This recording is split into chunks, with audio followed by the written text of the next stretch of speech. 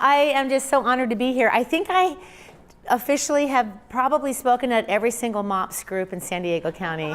Yeah, and I love doing it. I'm so passionate. And part of that is because I am a Christian, and I am like on fire for Jesus, poster child, Jesus child. Yes, that's me. Jesus freak is a compliment, yes. Yeah. But so my passion in my ministry is to empower children, women. I have a lot of different topics that I speak on. My ministry, believe it or not, is spiritual warfare. Because they say that, we might not ever be attacked by a stranger in our lifetime, but I pretty much guarantee all of you are attacked by the enemy on a daily basis. Wouldn't you say so? Constant. It's just constant, yeah. Especially, seems to be getting worse, as we're waiting for Jesus to come back. Today I'm going to speak on how to empower your children, because the number one question that I get from MOPS mommies is, how do I talk to my children about strangers without scaring them? Another one of my most popular topics is women's self-defense, which I can come back for and do. And then your mom's next group, they always, you might want to pass this along, I get asked a lot to talk about how to teach children to deal with mean behaviors and bullying, friendship drama, conflict resolution. I'm kind of like the kid whisperer for that. Yeah, my specialty is girl drama, swear. And I think the reason is because just Girl Scouts, we've taught 100,000. 100,000 Girl Scouts in about 10 years, yeah. So I am the official girl drama whisperer. If your children ever do take one of our classes, they'll be getting all of those topics in one class, and I'll talk about that later. By the way, do anybody here, do you have children that attend Family Karate over by Walgreens? That is one of the best karate schools in the North County, and it's like right down the street from you. I was super excited to see that.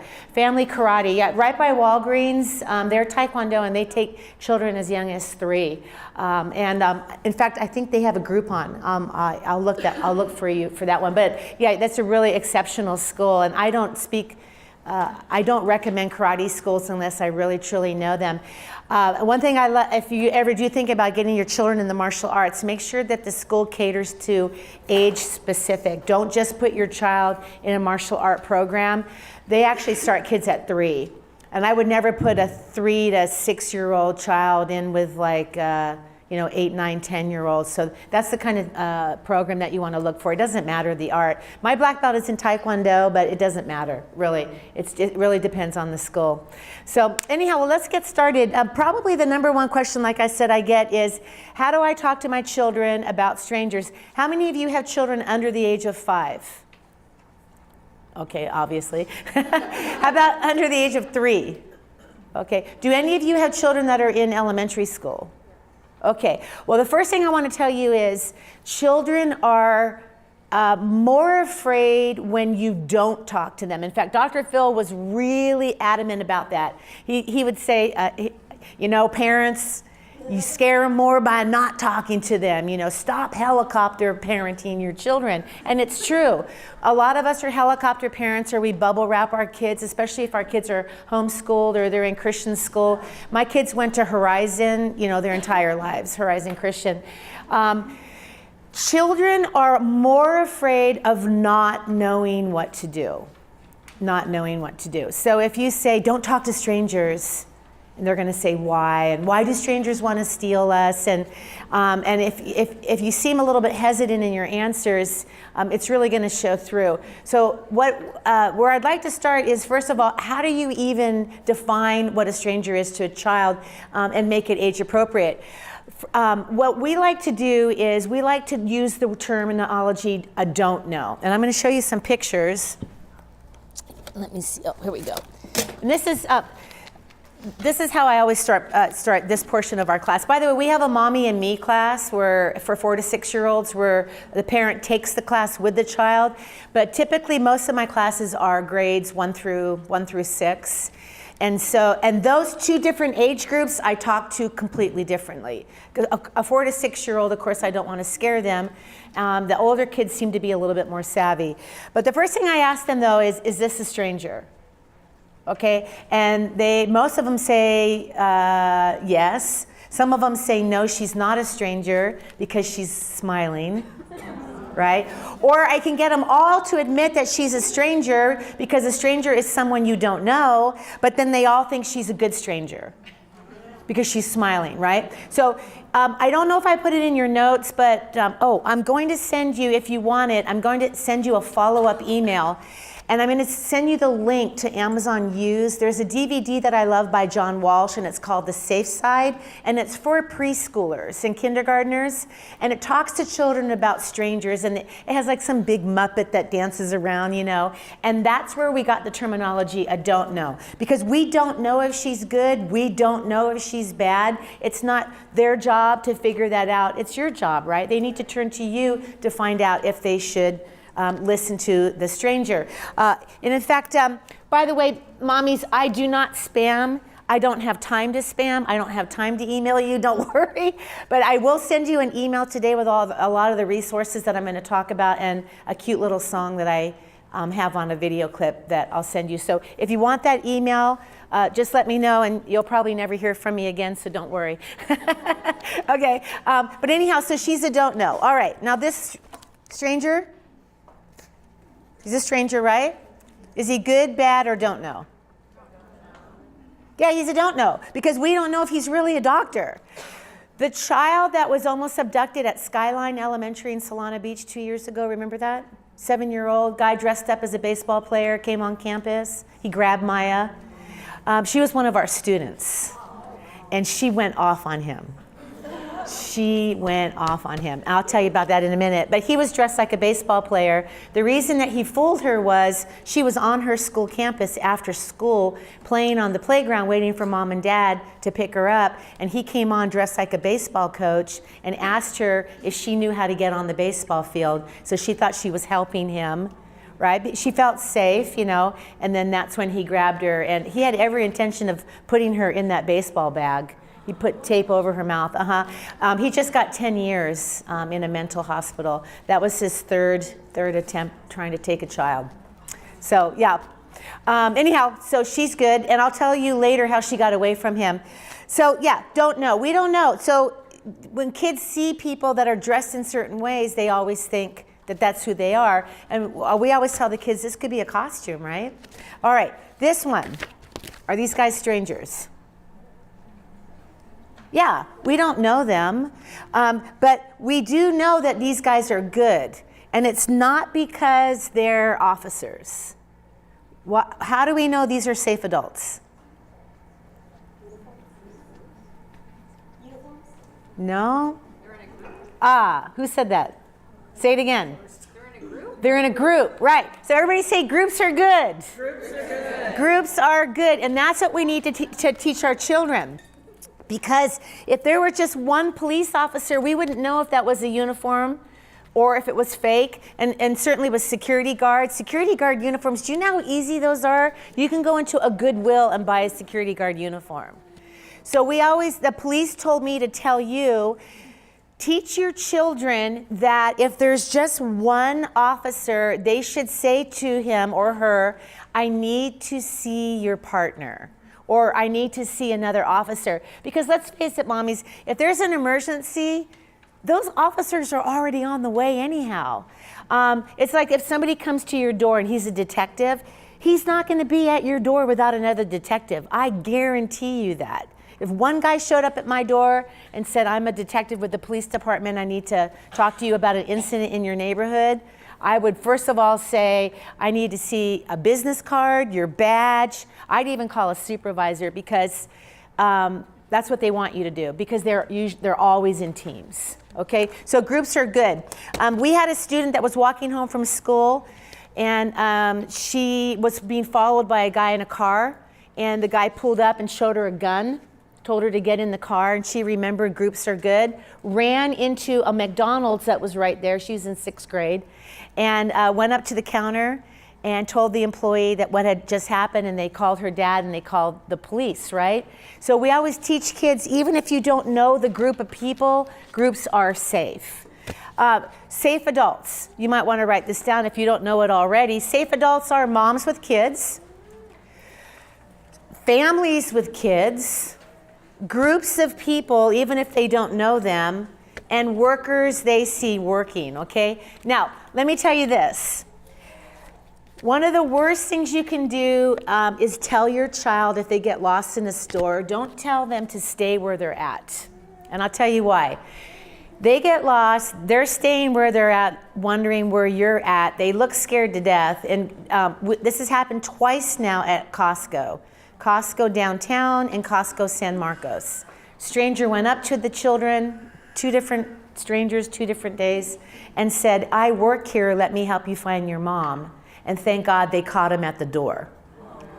But the second one, the one that just happened in San Marcos last November, that guy had a name badge on. So that's why I always tell kids, just because they look like they work there, they might have a name badge. I mean, look at me. I look like I work at Ralph's. You know? Seriously, I get that all the time. In fact, I don't even shop at Ralph's anymore. I'm tired of getting that. What, I don't look like a black belt? Yeah. I'm teasing you. But I always tell kids, make sure you see them working. They should be doing their job. Yeah. My daughter and I were stopped in IKEA in San Diego just a couple of weeks ago. At where? IKEA. At IKEA. We didn't, we realized we should have contacted some security, but we were just trying to get away from them. Yeah. And IKEA doesn't have a whole lot of people out there as salespeople. Right, they don't. That's how they make their money. Right, yeah. Honestly, everyone repeat after me. Stay with people or go to people. Right, and that's what we teach children, right? Okay, so anyhow, groups are good. Now, this is what I would do, moms. When you go into a store, the first thing you should do is point out to them who their safe adults are, okay? Because even if they're at Target, I would say, okay, well, see, that's what the Target shirt looks like, but make sure if you get lost, you see someone working, you should see them before they see you. I point out mommies with kids. I'm always having this conversation. But the number one thing that I always do to what I would do with my children when they were growing up is I would show them who the safe adults were, and I would also play a little game, turn everything into a game. I used to like to play a game where it was called Show Mommy Someone Who Looks Aware, Show Mommy Someone Who Doesn't Look Aware, Show Mommy Someone Who Looks Confident, Show Mommy Someone Who Doesn't Look Confident. And they love to do that. They'll call people out all the time, like at Starbucks. Mom, that lady, she's texting, she's not being aware. So, yeah, right. But what you want to do is you want to show them by example what awareness looks like and what confidence looks like, and I'm going to get to that in just a second. So we have groups of people. Groups are good. Now look at this. Is this a stranger? They always go, no, he's not real. And then I say, yeah, he was on Dancing with the Stars last week. I saw him. Yeah, so we try to make it fun. And really, that's the way to educate children, is start pointing out people. Is that a stranger? Everyone's going to be a stranger, everybody. But we don't know if they're good. We don't know if they're bad. Everybody is a don't know. Now, I always tell the kids, I'm a kind of know, and your neighbors are kind of knows. And because you kind of know me, you need to treat me like a don't know, because you don't really know me. If I run into you tomorrow and I say, oh, hey, honey, I remember you. You were in my class yesterday. Come to my car. I want to show you my dog. Are you going to go with me? And pretty much the older kids know, So, and this is what I want you to write down. This is what I tell the kids. Because good strangers will never talk to me without permission. Good strangers will never talk to me without permission. So if I run into one of my students, because I'm a kind of no, I'm going to say, oh, I remember her. I'm going to wait till I see her with her parent before I approach her. If I'm alone in a grocery store and I don't have a child with me, or I'm going to say to the child, oh, honey, it looks like you're lost. Go to the cash register and I'll make sure you get there safely, instead of come with me. Because right now, I don't look like a safe adult, right? I'm just a woman. I'm not a mom with kids, okay? All right, now let's talk about awareness, because statistically, a lot of you are sitting there with that look on your face like, oh my God. All right, here's the statistics. The chances of your child being abducted, they have more of a chance, this is straight from Dr. Phil, of being struck by lightning. I did a little internet search, and I found out missing and exploited children. that less than 100 kids go missing a year, never to return, that are stranger abductions. And a lot of that are teenage runaways that get nabbed by sex trafficking. That's pretty big right now. But so it's very rare in our country. Now, I'm not gonna lie to you. Do we have a lot of attempts? Last year in San Diego, we had 14 attempted child abductions under the age of 21, but nobody was taken, okay? And I'll get to that in a minute why. But here's the thing, statistically, you have more of a chance of being struck by a coconut on your head and dying. We had 150 people last year in the world die from coconuts dropping on their head. We had 2,600 people in Africa die from hippopotamus attacks. So that's what we tell the kids. You have more of a chance of being struck by lightning or killed by a hippopotamus. Yeah, so we don't want to scare children. We don't want to scare them. Now, they always say, Mrs. A, why does this stranger want to take me? Do you really think I'm going to tell them the truth? I'm not going to say the truth. I don't even want to speak it now, right? But I always say, well, because they want their own kid. It's like if you want to pack a gum and your mom won't give you gum and then you do something wrong and you steal it, right? That's what stealing's all about. They probably want to make you clean their toilets for 20 years. I'm telling you, moms, they buy it every time. Oh, that's gross. I've had one little Weisenheimer say to me, I like cleaning the toilets. I'm like, but that's one, right? Okay, yeah. So, yeah, just don't tell them the truth. You know, just say sometimes people are crazy. They want their own kids, or they don't have one, or they want someone to clean their toilets. And they'll believe that, all right? Now, 90% of the time, you will know your attacker. And I'm going to get to that, because that's what I'm the most passionate about. I was sexually assaulted as a child, and we'll get to that in a minute. 90% of the time, they say 1 in 3 girls, 1 in 6 boys will be touched inappropriately or worse before the age of 18. Okay, that's not stranger, that's someone that they know. So this stranger thing is really, really rare. So what we want to do is we want to teach them the ABCs of self-defense, okay? So A is awareness, all right, awareness. And 90% of self-defense is being aware. And like I said, point out to them someone who looks aware. That's the person, moms, let me give you an example. Can you go ahead and stand up? I'm not going to grab your butt or anything, don't worry. People ask me, you're not going to touch me, are you? I'm like, no. Yeah. So go ahead and walk by me. You're walking the neighborhood, I'm walking the neighborhood, and I happen to pass you by, okay? Oh, okay, good. So you did kind of look back, yeah. Awareness, you need to demonstrate that. So when you walk by people, always look back. And I mean, you don't have to look straight at them, because you don't want them to go, hey girl, come talk to me, right? But what I want you to do is, I want you to walk by me, and I want you to look over your shoulder. There you go, good. And like I said, if you don't want to look at me, look down, or just kind of look up like you're looking in the air. But you've got to show your kids what awareness looks like. But really, moms, awareness is teaching your children to listen to their creep alarm, right? Because remember, it's someone that they know, and it's probably somebody that they love. And I'll get to that in a minute, but before I forget, you want to know what I hear the most? Because I hear it all the time. The girls, kids just tell me stuff. Mommy's boyfriend, I hear that one a lot. Grandpa, I hear a lot. Cousins. They have a 4-14 rule where they say that 4-year-olds are extremely vulnerable because 4-year-olds are easy to dupe into playing games, so they can turn something creepy into a game. And 14-year-olds being the predator because they're coming into puberty and stuff's happening to their bodies. And so who's better to experiment on than like a family member? Okay, it's called the 414, Google it, yeah. But like I said, I'll get to that in a minute. So getting back to awareness, you need to project awareness of your surroundings, but also awareness of your body, the way you feel.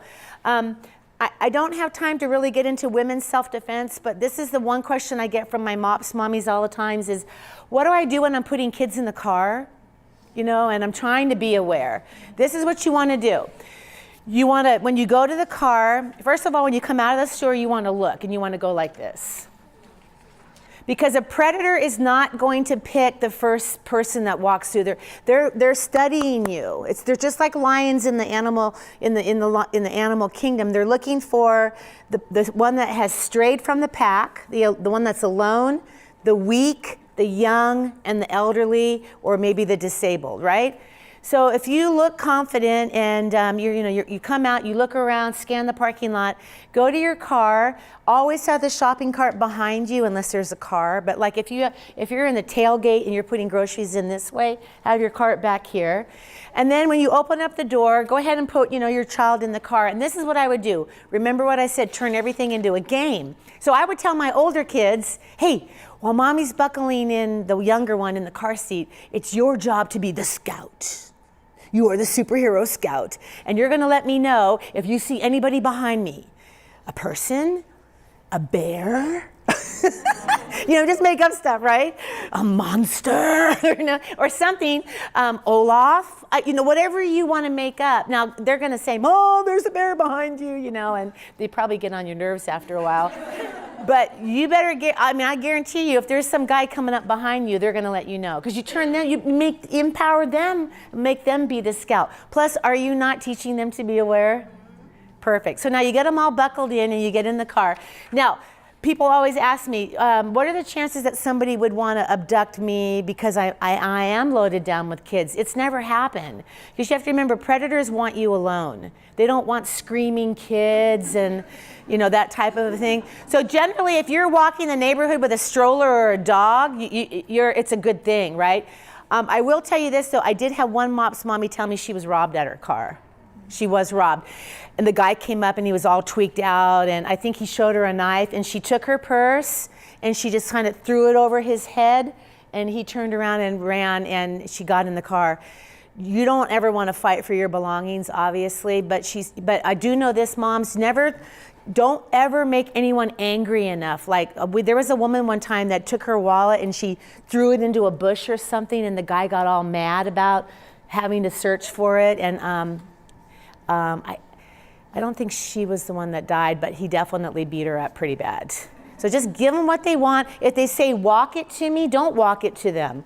Throw it over their head or throw it off to the side. But yeah, she was robbed, We all know as moms, we're gonna fight to the death if they attack our children. And so we'll get to that in a minute, how critical drawing attention to yourself is and what the right thing is to say. All right, so we have the ABCs of self-defense. We have awareness, we have bubble, and we have confidence. Now, I'm gonna get to bubble and confidence. This is super important for kids. The only way that kids are really going to learn how to self-protect is they need an example. They need an example of an animal in the animal kingdom that is tiny and mighty and fierce and obnoxious.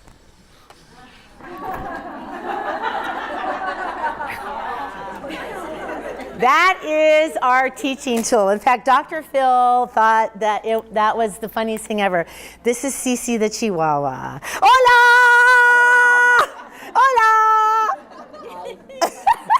Yeah, and CC stands for confident Chihuahua. CC stands for courageous Chihuahua. But if you get in her bubble and you get too close to her, what do Chihuahuas do when big dogs get close? So in our class, I just chase the kids around. I'm like, ah! And they're like, ah! I nip at their ankles because kids get that, right? And then I tell them about the movie Beverly Hills Chihuahua. They've all seen it, and you need to see it again and again and again. Beverly Hills Chihuahua 1 and 2. In the movie, they're all real Chihuahuas too. There's a Chihuahua named Chloe, and she gets lost in Mexico, and she has this big diamond necklace on. And the bad dog is this Doberman Pinscher named Diablo, right? And Diablo's trying to get her because they want to kidnap her for ransom, and then, because her mommy's rich. So she's running all over Mexico because she gets lost from her family, and she's one of those shaky Chihuahuas, right? And then she meets in the town of Chihuahua, and I don't know how they got 500 Chihuahuas, but they got 500 Chihuahuas for this movie. And she meets the mayor of the town, and he's a little Chihuahua named Monty, and he teaches her an important lesson, and this is what he teaches her. find your voice, mija. So at the end of the movie, when the dog's getting ready to attack her, she's in this like cave thing, she finally finds her bark, her voice, and she says, no, mas! No mas. And she's so loud, it scares the big dog away, but that's how her family found her. So I get all the little kids in the whole class going like this. We are tiny, but we are mighty. We are Chihuahua warriors. And then they all go, ay, Chihuahua. So we teach them that they're going to learn how to self-protect Chihuahua style. And kids get it. And the little girl at Skyline, when he picked her up and he was trying to put the tape on her mouth, Maya, she did a technique on him that we call slippery fish, wiggly fish, fish with legs. She slipped and she wiggled and she kicked him so hard that her little 7-year-old foot tagged him right there. He dropped her and then he ran out into the parking lot, and that's when the people got the description of him, and they caught him a week later. But you know what? It was her voice. The custodian told me that he could hear her screaming completely on the other side of the school. So your voice is your biggest weapon, but for women and children, it's our legs that are our strongest weapons, and I'll get to that in a minute too. In fact, in our women's class is completely different from our kids' class. We use guys that suit up. You know, they put on the big gear and the women beat them up. And we spend most of the time on the ground because most people that are attacked, women and children, are either scooped up, like they're gonna put you in a car or push you somewhere, or they have you where they need you. And you're on your back like that. I know I'm not talking about women's self-defense, but I wanted to say just a little warning. The number one weapon that's used on women by far is alcohol and date rape drugs. Now, you guys don't look like you're all a bunch of drunk party girls, but I want to warn you though, be careful, because I've had 2 military wives tell me that their husbands got deployed and this neighbor was like in charge of looking out for the family.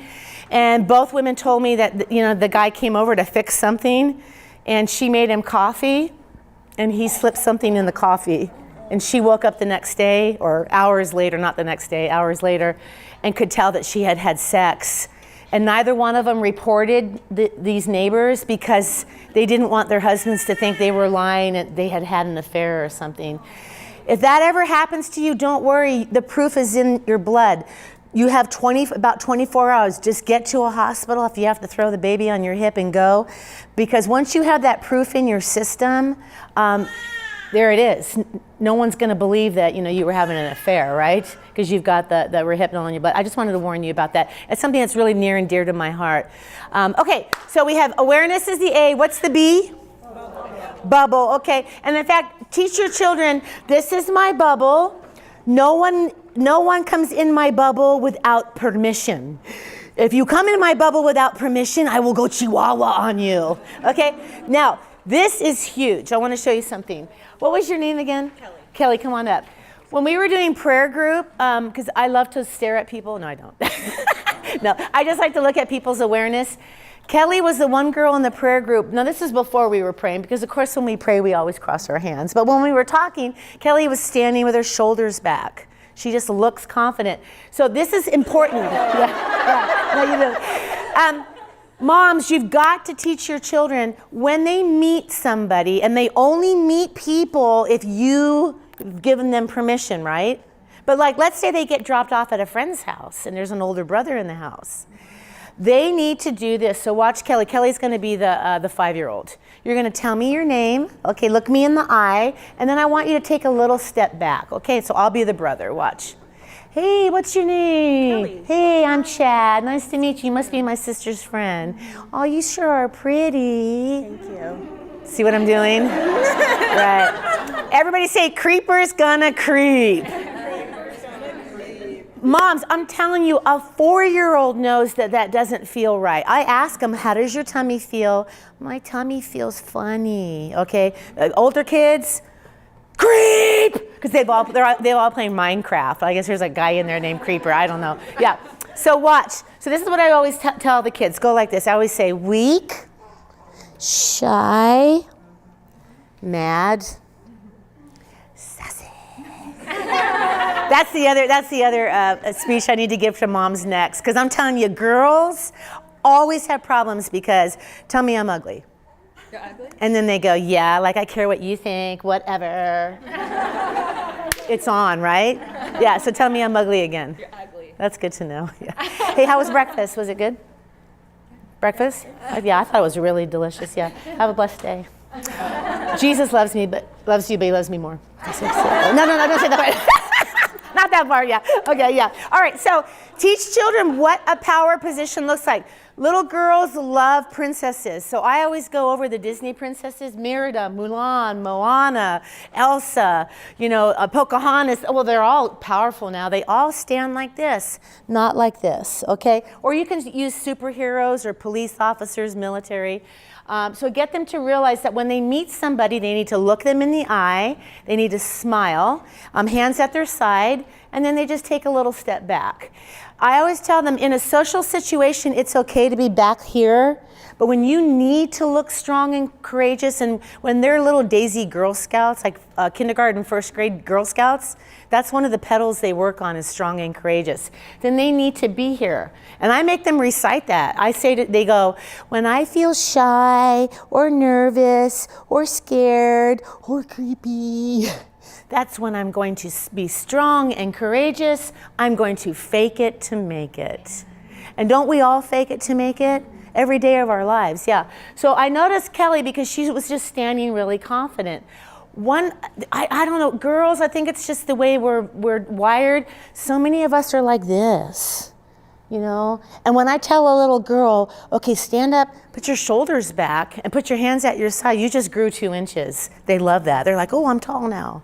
Yeah. So compliment them, but show them what confidence looks like. Because I'll tell you right now, a bully, a mean friend, because I have to teach these kids what to do with the friend that one day she's nice to you, the next day she's not, then she's nice, then she's not, the yo-yo friend. So, confident people who can look you in the eye and smile are least likely to be targeted, especially by bad strangers and pedophiles. A pedophile is all about grooming. And if they are trying to groom a child that they know will say, stop, I don't like that, or they just know, this kid would tell on me, they're not going to groom that child. They're grooming the kids that usually are starved for attention, come from dysfunctional homes. This particular mom I'm thinking of that I just heard about, her boyfriend is sexually assault or molesting the daughter. She's in complete denial. She finally got herself a doctor, and that's all she cares about. She's in denial. And the troop leader is going to have to go to CPS. Yeah. So anyhow, now Kelly, when you set that boundary, let me give you another women's self-defense tip. How much time do I have? All day. Before questioning? Yeah. Oh, you're so cute. You're so cute. Okay, good. Okay, just go like that. Yeah. This is for you ladies. Pretend you have a watch on and I don't. It's broad daylight. Okay, there's people everywhere, so you feel safe. And I'm just going to ask you for the time. All right, so watch. Hey, excuse me, do you have the time? Sure. And then just make up something. Yeah. It's 10:45. Oh, okay. Oh, all right, now watch. I'm sorry, what'd you say? 10:45. 10:45. Okay, see what I'm doing? Yeah. Yeah, okay. Now, she can give me the time because it's broad daylight and there's lots of people around. And really, moms, unless you really feel creeped out, I wouldn't go, my watch is broken. I say people do that. There's people around, they're not gonna attack you, right? But if the guy starts to go, oh, okay, well, thanks.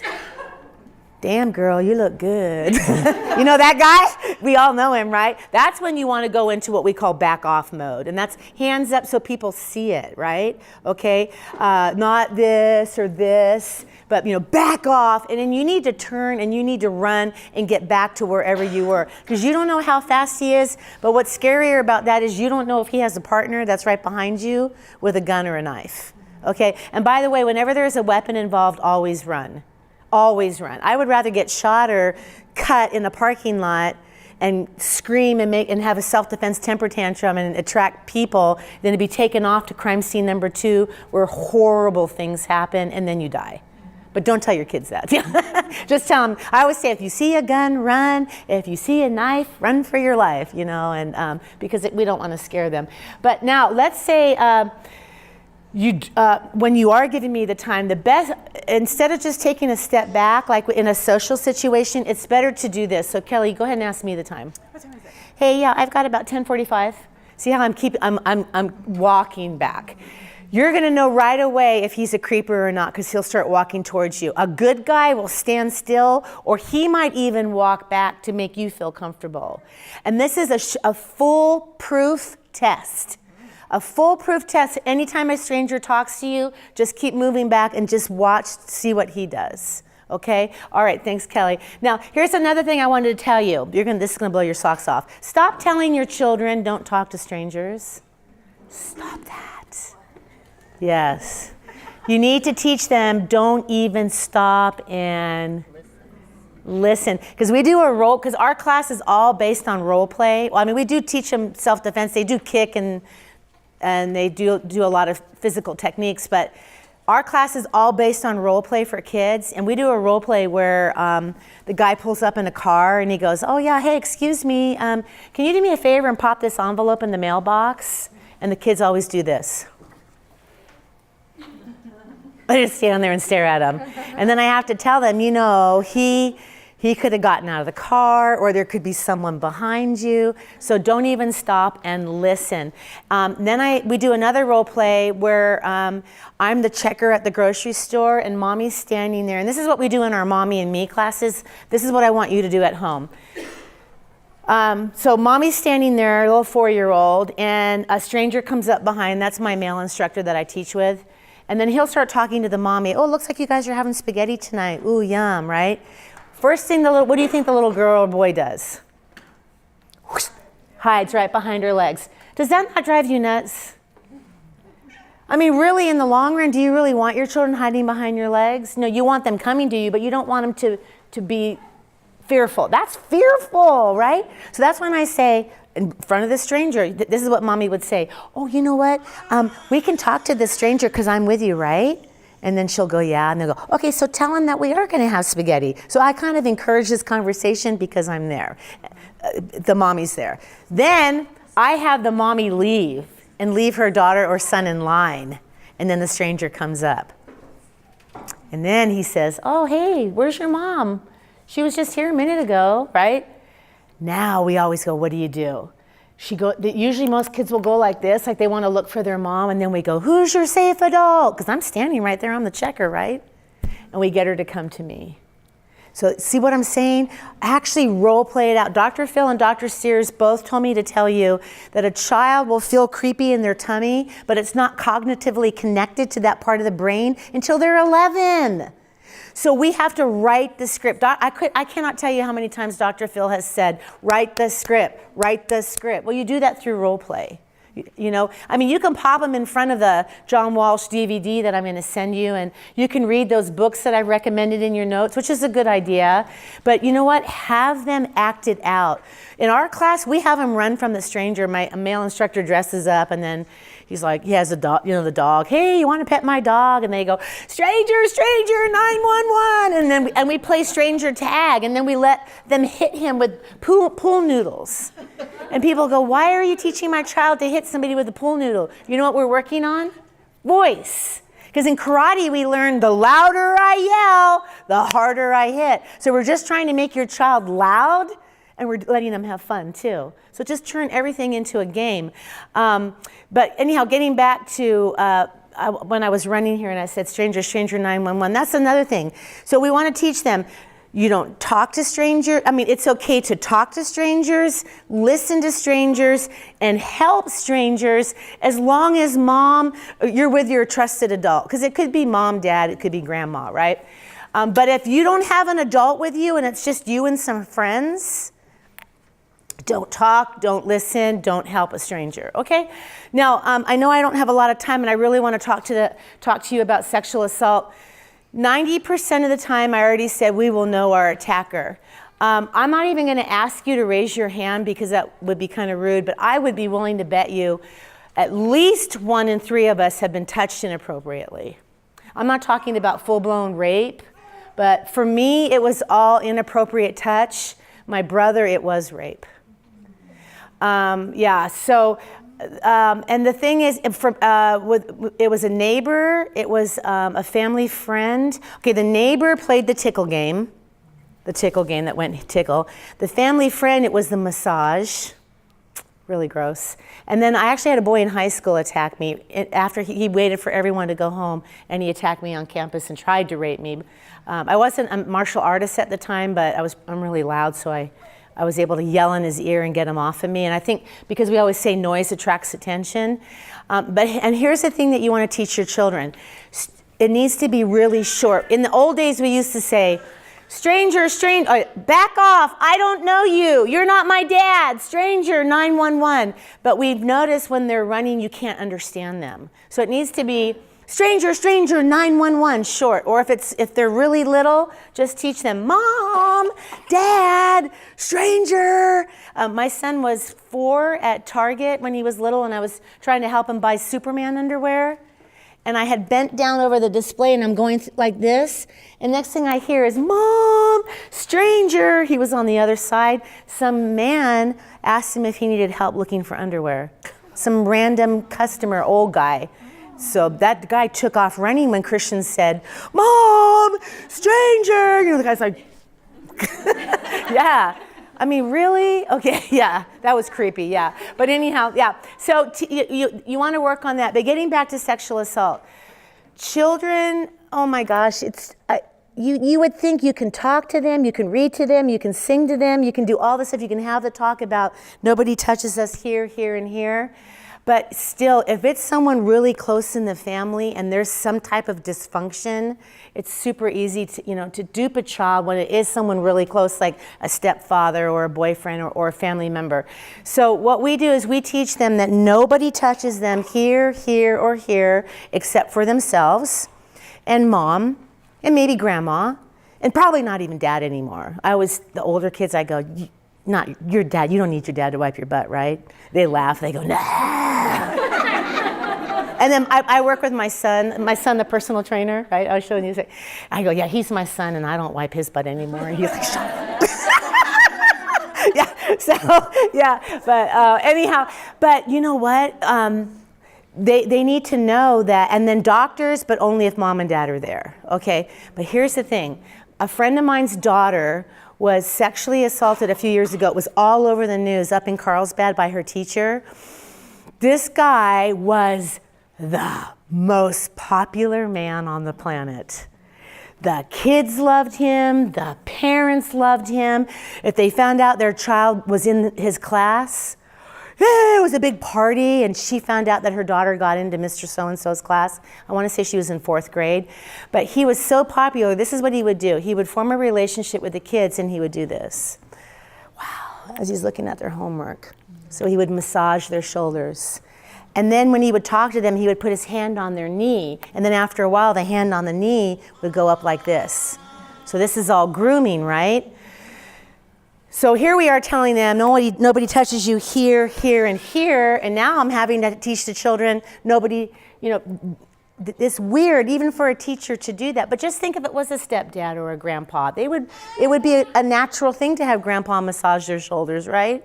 But it's just really important that they know that they don't have to hug somebody, even if it's a relative, and that if they are getting their shoulders massaged and it starts to make them feel creepy, that they need to tell you. So I'm going to teach you a song, and I'm going to email you this song on a link. I have a Girl Scout troop that sang the song for me on YouTube. So everyone repeat after me. Everybody go like this. Stop. Stop. Don't touch me there. Don't touch me there. This is my no-no square. This is my no-no square. Stop! Don't touch me, dude. Stop! Don't touch me, dude. This is my no-no cube. This is my no-no cube. S-T-O-P. S-T-O-P. Keep your hands away from me. Keep your hands away from me. A bad secret I won't keep. Bad secret I won't keep. I'm gonna tell when I feel creeped. I'll send you that link today, yeah. And you guys, I know what you're gonna do. You're gonna go home and use it on your husbands. I'm not dumb. I know you are. So let's sing it one more time. Stop, don't touch me there. This is my no-no square. Stop, don't touch me there. This is my no-no square. Stop, don't touch me, dude. Stop, don't touch me, dude. This is my no-no cube. This is my no-no cube. S-T-O-P. S-T-O-P. Keep your hands away from me. Keep your hands away from me. A bad secret I won't keep. Bad secret I won't keep. I'm gonna tell when I feel creeped. I'm gonna tell when I feel creeped. Okay, now I know this is hard to believe, but I saved 3 minutes for the physical. And you're like, what? You're gonna try and teach? With teaching kids self-defense is so super easy. I can teach it to you in 3 minutes. We teach the elementary school age kids. If somebody bends, we have plan A, plan B, plan C. Plan A is a stranger approaches you, you run, you go to people, you yell, and what are we yelling? Stranger, stranger, 911. Okay, plan B would be something like this. So go ahead and stand up. Would be what we would call a frontal wrist grab, no motion. Well, the little 4 to 6 year olds, the person would have to really bend down to their level and go, come with me. But we teach real basic stuff. Eyes. Nobody has tough eyeballs, right? We teach shin kicks because they're not going to be able to kick up to the groin. And if you're holding both of my wrists, I'm going to kick you in the shin, and then we call it break away, fly away. Now, if I have a Christian class, I call it strike. Praise the Lord, I'm out of here. I was teaching that. And I'm teaching at a Christian school right now, and it's so funny. They'll come up and they hit, and then they go, praise the Lord, stranger, stranger, 911. Yeah, so that's plan B. Okay, so we'll teach your children that. But what we're really gonna teach is plan C, and this is what I want you to work at home, and I'm gonna send you the link to Slippery Fish, Wiggly Fish. If your child is being pulled, so can I use you, Ashley? Don't you just love when you sit in the front row and you're like, yeah. So Ashley, if I pull you right now, can you get me in the eyes? Try to get me in the eyes. Yeah, see? And you're pulling, and if I were really strong, and trust me, this is in our women's class, this is what would have happened right now. Matt, he would have pulled you, bam, into a chokehold. Okay? So we want to teach children, don't pull. Don't pull. You're not going to be able to strike the guy if you try to kick him in the shin, or they always go in the nuts. I'm keeping a list of all the things that kids call that. Mr. Winky though was my favorite. Yeah. Yeah. So here's the thing. Everyone repeat after me. Plan C. If I can't strike or kick, break away, and run away, I'm going to drop on the ground, have a self-defense temper tantrum, and go Chihuahua crazy. So what happens is we pull them, and then what we have them do is, and you would do the same. You would do the same thing. So come on up here, Ashley. So if I pull her, she's gonna just sit like you're sitting on the toilet. I'm going to let go of you, or you're going to totally take out my groin. For women, you're kicking for the knees and the groin. It only takes 15 pounds of pressure to blow out someone's knee. If I'm dumb enough to bend over to hit her or choke her, she's going to come up, say hello to my stinky friends, right? But little kids, they can't, especially the littler, like I'm saying like 4 to 7, we just want them kicking this way instead of at the targets, because they're too little to do that, right?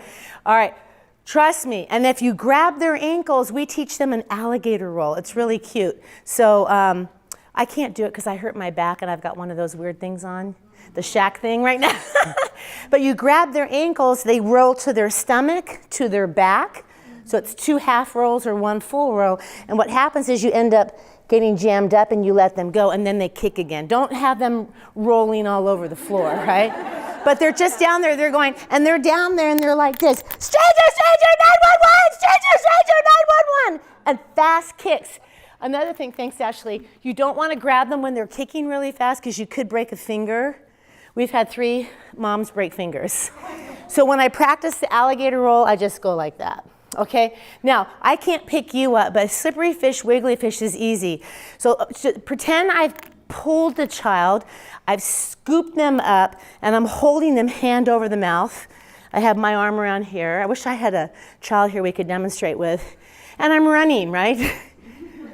This child is gonna go dead weight, and they're gonna slip and they're gonna wiggle, but they're gonna swim kick as hard as they can, because where do you think their feet are going?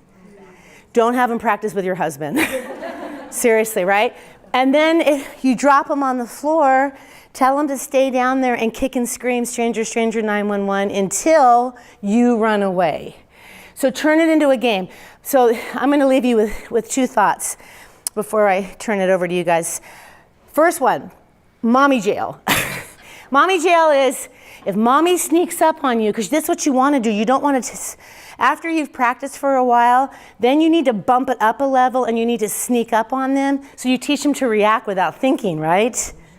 You don't want them to know. All of a sudden you're like, "Wah, gotcha!" They love that game, and they go, "Whoa!" Look at his eye.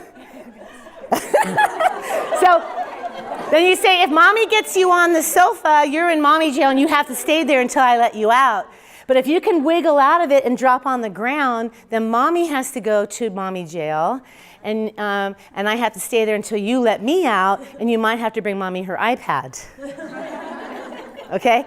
It's mommy jail. So they want you to sneak up on them, okay? Second thing, real quick. The stranger thing is extremely, extremely rare. I will tell you that just because of the No-No Score song, we've had 3 children report sexual assault. Babysitter's son, 14, who was 14, how weird is that? The other one was a grandpa and then a boyfriend, a mom's boyfriend. No, stepbrother. So teaching them the No-No Score song, empowers them to know that nobody touches them there ever at all, without permission. Permission protects. But I have a funny, cute stranger story I want to share with you.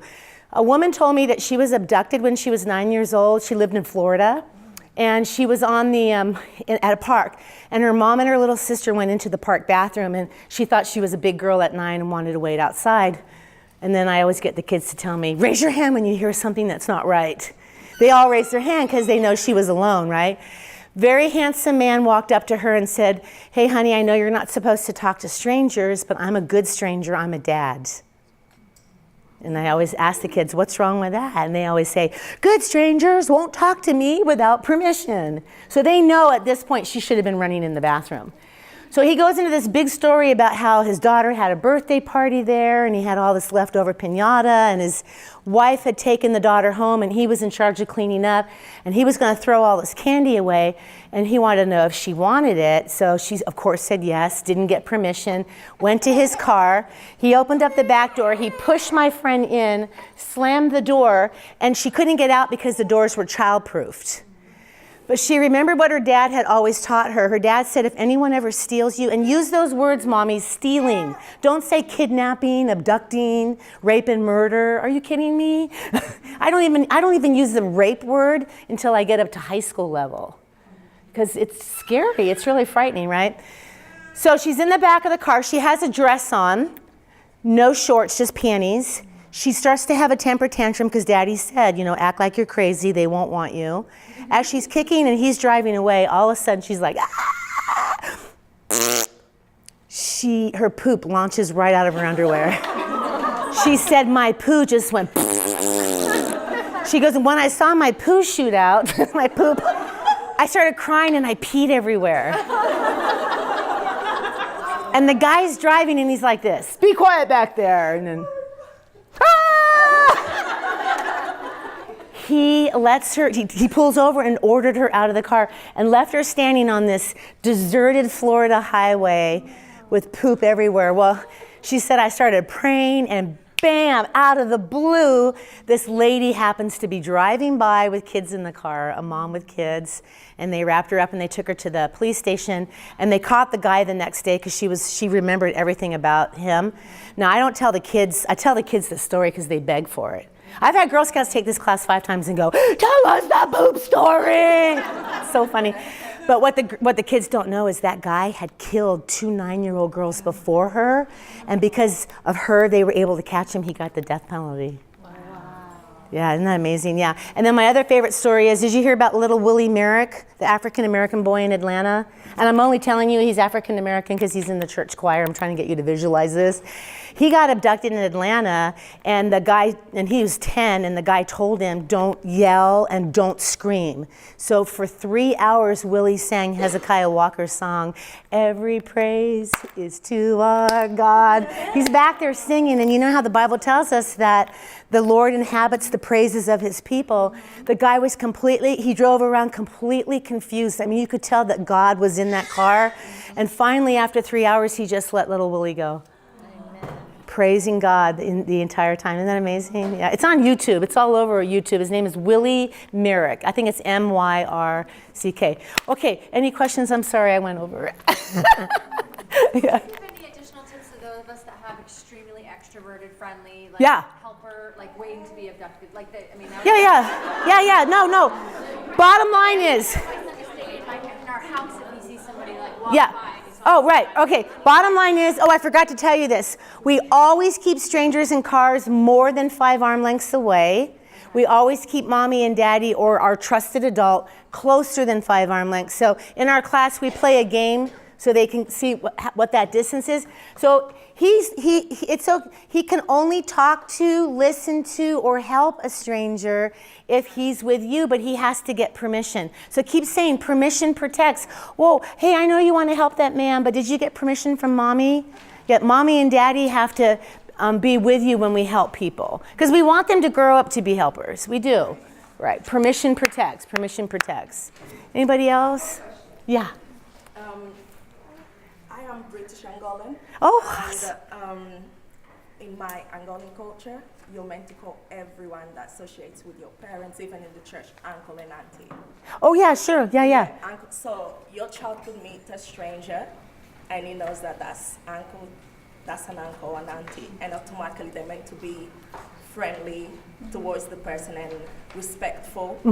I read somewhere that it's easier to groom children that way because they've been taught that, it's kind of a safe person because it's an uncle, it's an aunt, when it's not even blood related. Right. So what type of So this is what I would do. I would tell your child, you only call people auntie and uncle after I've told you can.